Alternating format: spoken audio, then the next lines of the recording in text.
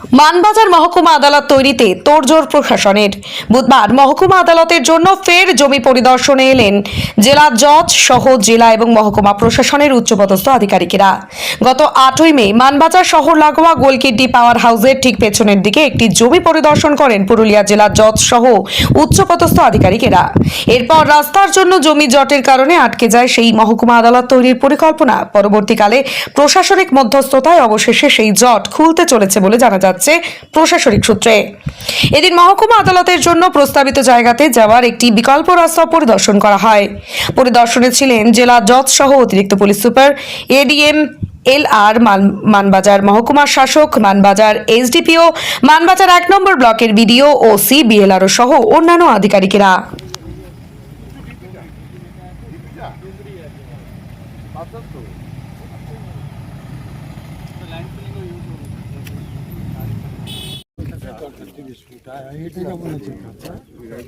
Hotel ফোটেলও করে বসে জিরক্সের দোকান এডিএসএর সরকারি জমি সরকারের এডিএসএর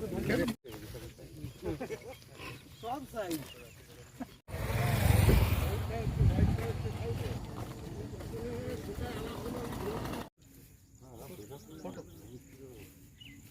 আপনাদের ডেভেলপমেন্ট হবে।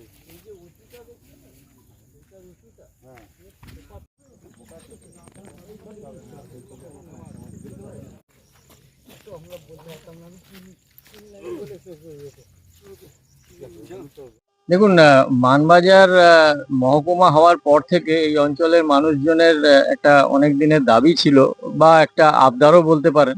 কারণ বিভিন্ন কোর্ট কাছারির কাজকর্মের জন্য সবাইকে পুরুলিয়ায় যেতে হতো। তো পুরুলিয়া সদর এখান থেকে অনেকটা দূরে, এবং এই অঞ্চলের মানুষজনের এই চাহিদা পূরণ করবার জন্য এখানে একটা মহকুমা আদালতের ভীষণ প্রয়োজন ছিল। এবং সেই কথা মাথায় রেখে আমাদের অনারেবল হাইকোর্ট এই ডিসিশন নিয়েছেন যে এখানে একটা কোর্ট করা হবে, একটা মহকুমা আদালত করা হবে। তো সেই মহকুমা আদালতের জন্য যে জমির প্রয়োজন বা যে জমিতে মহকুমা আদালত ভবন তৈরি হবে সেইটা দেখবার জন্য আমরা আগেও একবার এসেছিলাম। আজকেও একবার আমরা জেলা জজ এবং অন্যান্য পুরুলিয়া সদর আদালতের বরিষ্ঠ বিচারক যারা আছেন এবং অ্যাডমিনিস্ট্রেশনের এডিএম সাহেবরা আছেন, পুলিশ অ্যাডমিনিস্ট্রেশনের SDPO সাহেব সবাই আছেন। সবাই মিলে আমরা একটা যৌথ ইন্সপেকশন করলাম এবং এখানকার সুবিধা অসুবিধাগুলো আমরা বুঝলাম। আশা করি এই জমিটা যদি আমরা পেয়ে যাই, এখানে যদি আমরা আদালত ভবন করতে পারি, তাহলে এই অঞ্চলের প্রভূত উন্নতি হবে এবং এই অঞ্চলের মানুষজন এতে উপকৃত হবেন। আশা করব আমরা খুব তাড়াতাড়ি এই বিষয়ে একটা ডিসিশন আমরা অনারেবল কোর্টকে জানাবো। এরপর যেটা হবে আস্তে আস্তে আপনারা জানতে পারবেন। এই এলাকা ছাড়া আরো অন্য কোনো এলাকা আপনাদের লাগছে? এই মুহূর্তে আমরা এই জমিটা নিয়েই আলোচনা করছি।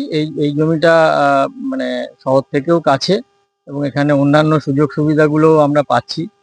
তো সেক্ষেত্রে এই মুহূর্তে অন্য কোনো জমির কথা আমরা ভাবছি না। এইটা যদি আমরা পেয়ে যাই এবং আমাদের অনারেবল হাইকোর্ট যদি এটাতে রাজি হন মহকুমা আদালত করতে, তাহলে আমরা সেইভাবে এগোবো ভবিষ্যতে।